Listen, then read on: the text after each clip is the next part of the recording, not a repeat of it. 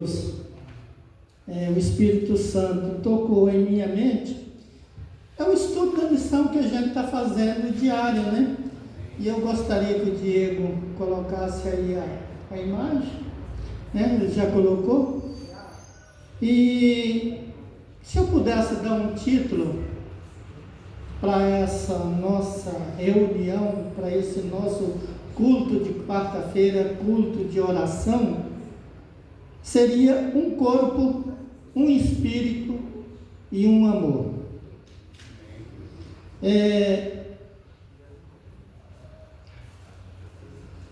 Ali a gente vê o título dessa semana, da nossa lição, os dons espirituais, né? E assim, do jeito que estamos, né, eu gostaria que vocês, aqueles que têm a Bíblia em livro, né, em papel, abrissem em 1 Coríntios capítulo 12, no verso 14. Mas antes de começar a leitura, fechemos os nossos olhos e vamos falar com Deus.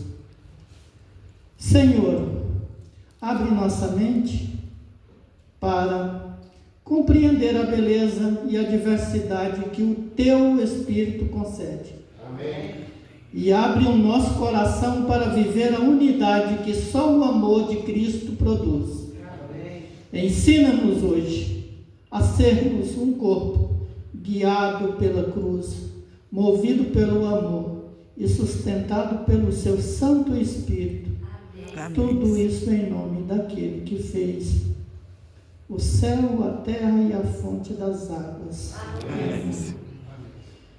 Meus amigos, se a gente olhar ali, naquela imagem, a gente vai ver, compreender uma igreja de porta aberta e na porta tem um coração iluminado e irradiando luz para todos em redor. Dentro do coração iluminado, irradiando a luz para todos os lados, ao redor da igreja, parte de um corpo, né? Ali a gente vê dente, pé, orelha, boca, cérebro, mão, nariz e olho, né? E o verso que introduz essa figura, 1 Coríntios capítulo 12, verso 14, diz, na minha versão aqui está assim: segui o amor e procurai com zelo os dons espirituais, mas principalmente o de profetizar.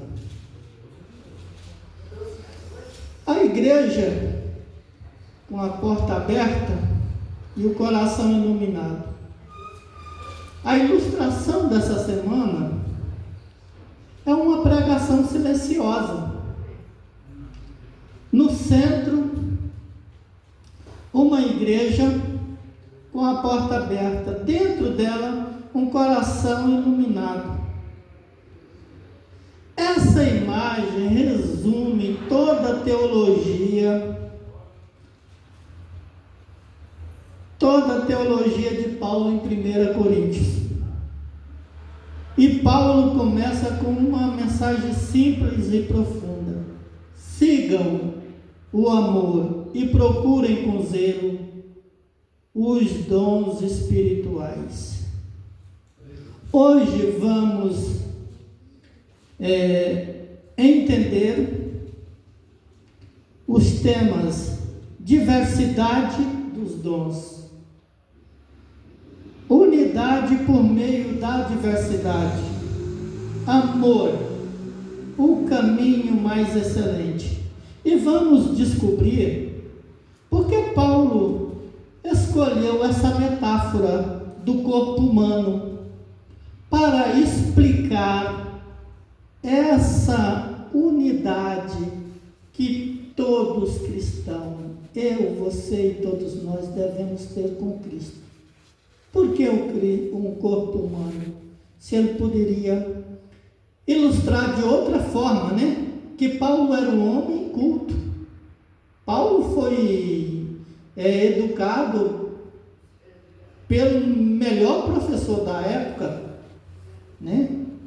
Então, lá dos judeus, né, Gamaliel, e Paulo vem e traz essa comparação, né?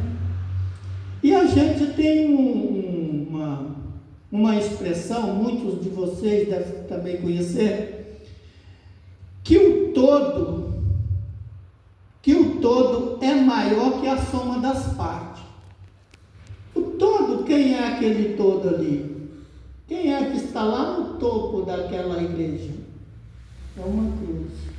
Então esse corpo nosso, ele só tem significado, né? Aí quando fala no corpo, cabeça, pé, ele só tem sentido se ele estiver conectado, um corpo inteiro. E assim, nós como igreja, só temos algum sentido se estivermos todos unidos nessa comunhão. Quando o André me ligou de manhã, você pode levar mensagem, porque eu estou com esses desafios? Isso mostra que a igreja não é só o pastor, não é só os anciãos. A igreja é todos os seus membros. Diversidade de dons, muitos membros e um só Espírito. Está ali, uma diversidade de peças, né? Se a gente pegasse essas peças assim, se a gente vai lá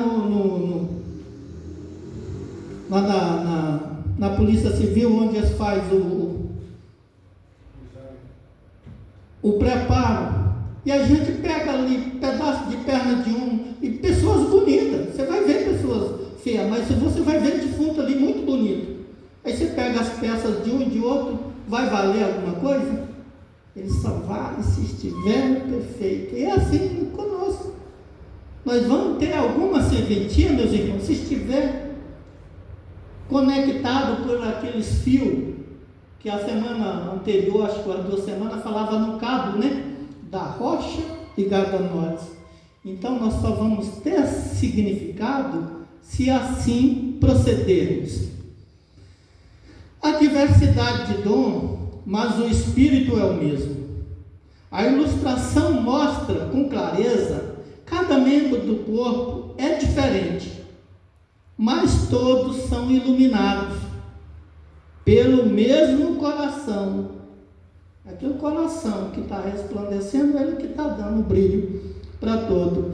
O Espírito Santo distribuiu dons diferentes, variados, complementares e necessários. Será que os dons também se evoluem? Será que o dom dos coríntios se estatizou? Não, meus irmãos. Ele alcança a evolução que nós vivemos. Por exemplo, hoje nós temos um pequeno grupo e no sábado à tarde tinha gente de Santa Catarina, de Rondônia, Mateus, do Pará, todos conectados. Então, a gente vê como é que os dons vão se evoluindo e Cristo e o Espírito Santo dá a capacidade para cada um. Mas todos têm uma única origem. O Ivanildo estava aqui cantando e muito bonito o hino, mas André. Mas aquilo lá não é do Ivanildo, nem do André. Aquilo vem de Deus. Nós não temos a grandeza de falar Senhor Jesus. E Paulo diz, quando a gente fala Senhor Jesus, não é por nós, é pelo Espírito Santo que nos dá essa qualidade de louvar a Deus, né?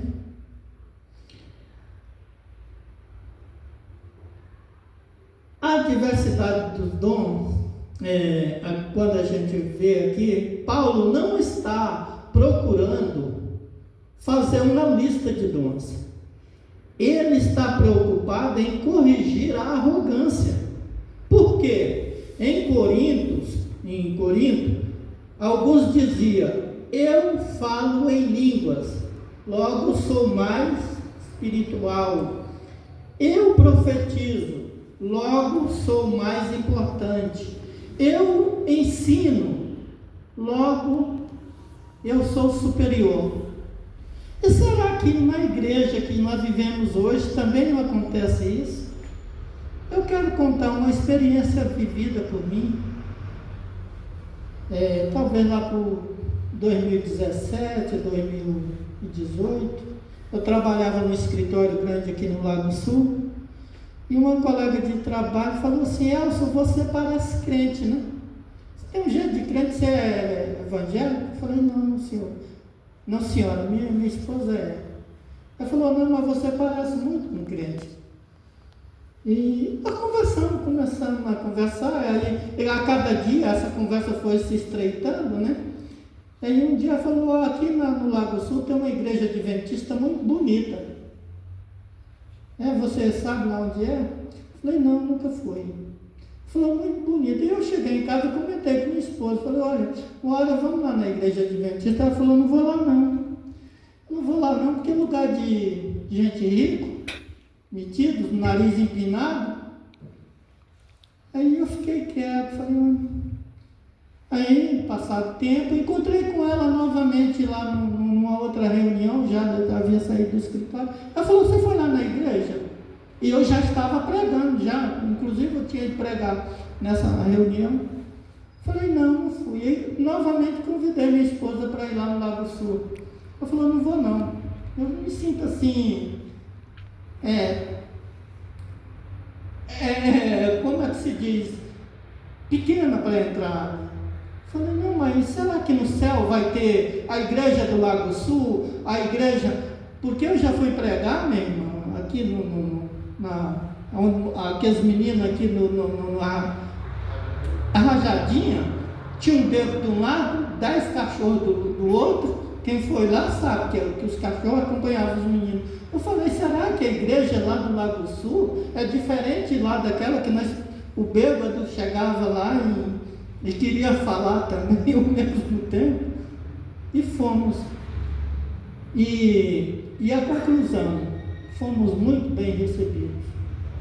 Uma recepção de excelência. E tivemos a oportunidade de comentar com membros que hoje a gente faz parte desse grupo, do pequeno grupo, e ele falando, olha, vocês não sabem de uma coisa, aquela igreja ali frequenta gente que tem dia que não tem o dinheiro para pôr a gasolina no carro para ir para a igreja. Agora, a benção que eu vou te contar é que ele falou o nome do dono do laboratório, eu não vou falar porque talvez fale errado.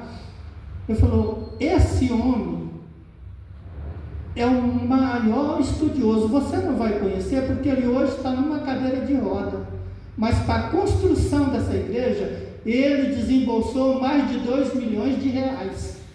Aí, meus irmãos, você vê, às vezes a gente cria diferença onde não tem. A gente acha diminuído diante de uma pessoa porque ele tem posse, mas ele está fazendo uma grande obra. E às vezes a gente fica diminuído por isso. Então, nós não devemos se intimidar pela nossa condição, que Deus coloca a gente onde Ele quer. Então, a diversidade de dons, como estava falando, virou uma competição dentro da igreja.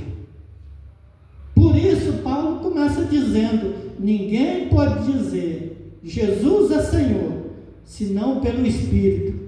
1 Coríntios capítulo 12, verso 3. Ou seja, o maior dom não é falar, não é ensinar ou profetizar. O maior dom é crer. A fé é dom básico.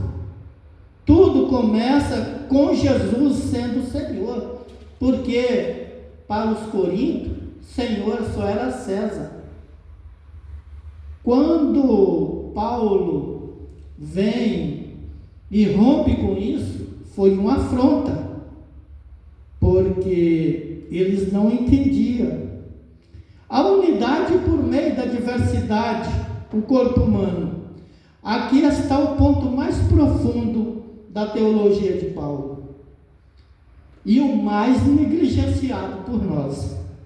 Paulo não escolheu a metáfora do corpo humano por acaso. Ele escolheu porque Corinto era uma sociedade rigidamente estratificada. Não havia mobilidade social. Ou seja, se você nascia escravo, morria escravo. Se nascia pobre, morria pobre. Se nascia mulher, era considerada inferior. A cultura valorizava o ter e o saber. Será que é diferente de hoje? Se você nascia escravo, morria escravo, como eu já disse. Os gregos valorizavam a retórica. Os romanos valorizavam o poder. Os ricos valorizavam o status. Será que não é hoje que nós vivemos desse jeito? Você vale o que tem, se você nada tem, nada vale? A famosa oração atribuída a Sócrates expressa essa mentalidade. E aqui abro aspas. Agradeço a Deus, isso é uma oração atribuída a Sócrates. Agradeço a Deus por não ter nascido uma besta, por ter nascido homem, por não ter nascido mulher, porque nascer mulher é uma desonra, por não ter nascido gentil. Essa visão elitista entrou na igreja, meus amigos. Entrou na igreja de Corinto. E temos que ter o cuidado para ela não entrar na nossa igreja. E os membros começaram a se sentir superiores por causa dos dons que possuía, especialmente o dom de línguas. Até hoje, né? Temos muitas igrejas pentecostais, eu já participei de alguns cultos, e é uma linguagem que você não sabe o que eles estão dizendo. E a teologia de Paulo destrói essa arrogância. Paulo diz: o corpo é um, mas tem muitos membros. E mais, o olho não pode dizer à mão, não preciso de você. E ainda, os membros que parecem mais fracos são necessários. E aí a gente vê a importância dos nossos pelos, das nossas unhas, né? Não são menores, mas são importantes. Paulo está dizendo: na igreja não existe superioridade espiritual, não existe classe, não existe casta, não existe elite espiritual, não existe dom que torne alguém mais importante. Nós somos todos iguais, irmãos. Você quer ver a diferença? É quando você vai na medicina legal. Não faz diferença. Ou você vai aqui ali na UNB, onde eles fazem o controle dos corpos que não tem quem é regueira, aí você vai ver qual é a diferença que tem. Se é de cor, se não é de cor, se é branco, se é... Não tem. Todos fomos batizados em um só Espírito. O rico, o pobre se tornam iguais, o homem e a mulher se tornam iguais, escravos e livres, gregos e judeus. Só existe uma cabeça, Cristo, e todos os outros membros são membros. A ilustração mostra que, com perfeição, cada membro do corpo está conectado à igreja.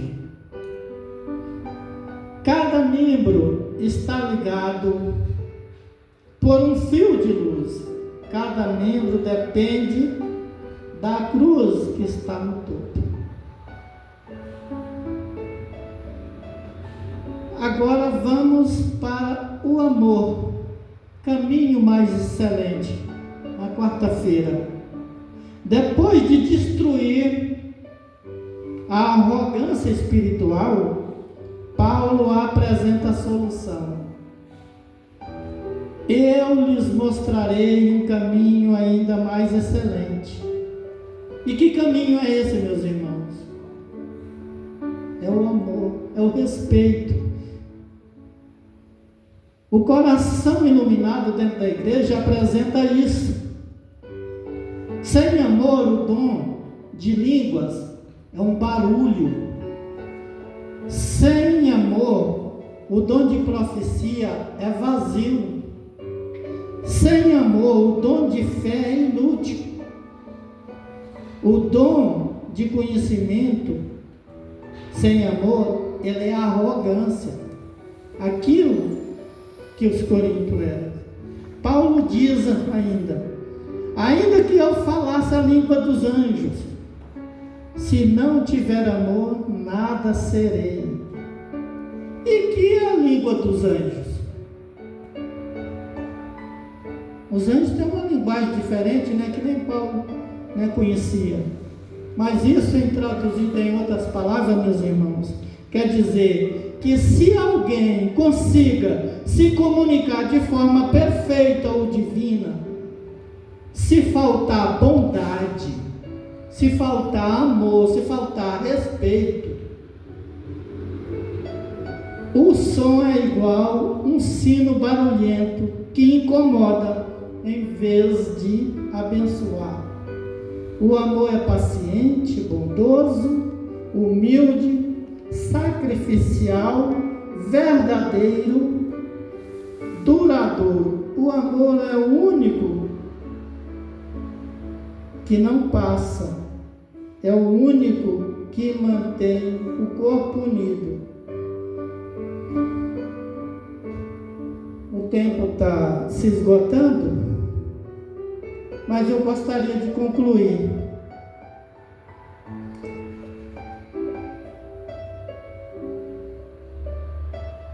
Ellen White, na quarta-feira, tem uma citação muito interessante. Ela fala, e ela reforça exatamente esse pensamento de Paulo. Ela fala, as pessoas são preciosas demais para serem menosprezadas. São posse adquirida por Deus. A graça de Deus toma os seres humanos como eles estão, na lama, no palácio, onde quer que esteja. Nunca se esqueça que pensamentos motivam ações, atos praticados formam hábito, e hábito forma caráter. A Bíblia deve ser a regra de vida. Poucos reconhecem o que significa ser completos em Cristo Jesus. Essas palavras ecoam a mensagem de Paulo. Ninguém é inferior, ninguém é descartável, ninguém é menos espiritual, todos são preciosos. Todos são necessários, todos são chamados a achar. E eu pergunto, o que Deus está dizendo para nós hoje? A ilustração ali mostra: você é um membro conectado ao corpo?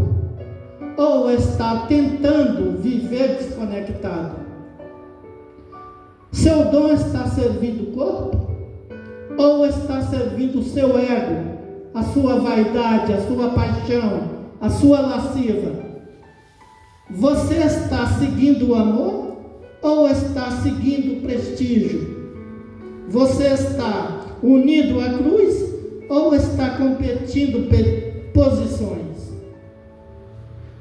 Um corpo, uma igreja, um amor. Hoje Deus está chamando você, está me chamando para reconectar-se ao corpo, valorizar cada membro, servir com humildade, buscar os dons com zelo, seguir, acima de tudo, colocar Cristo como cabeça da nossa vida. Se você deseja, vamos ficar de pé. Se você deseja dizer isso: Senhor, quero ser um membro útil, humilde, amoroso e conectado ao corpo de Cristo. Então dobremos nossas frontes, vamos orar. Senhor, une como um só corpo em Cristo, que cada dom seja usado com humildade, cada membro seja valorizado, cada coração seja iluminado pelo teu amor. Destrói toda arrogância, toda competição, toda divisão. Faz de nós uma igreja com a porta aberta, guiada pela cruz, movida pelo Santo Espírito e sustenta pelo amor. Amém. Em nome de Jesus, a cabeça de sua igreja, nos conduza aos nossos lares, Pai.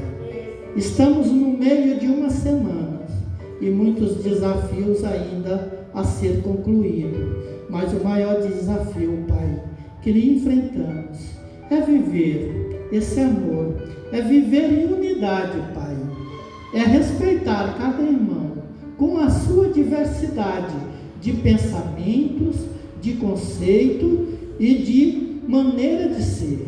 Pai, cuida de cada membro da sua casa, Pai. Pai, são tantos desafios que a nossa igreja temos, construções, anseios por mais batismo, anseio para que nos cultos de quarta e de domingo seja presente mais almas, Pai. Que o Senhor trabalhe no coração de todos os filhos, de todos os pedidos, Pai, formulados nos momentos de orações, pelo Antônio Carlos e pelos seus filhos, pelo Daniel Porto, pela Maria Neide e por todos os pedidos, Pai, que eu sou impotente para reconhecer e para lembrar, mas o Senhor sabe, está escrito todos os pedidos aqui formulados. Pai, que a sua igreja não seja chamada de seita, Pai. Que o Senhor reprima essas línguas malditas que não sabem o que está falando de seu nome. Aqui tem pessoas devotas e sinceras a Ti. Nos conduza ao restante dessa semana para o encontro com seu santo sábado, Pai, iluminado pelo seu amor, iluminado pela aquela porta aberta, aquele coração iluminado que ali está. Seja o nosso guia, o nosso mantenedor, em nome de todo o Criador do céu e da terra e das fontes das águas. Nos conduz ao restante de semana na sua santa paz. Amém.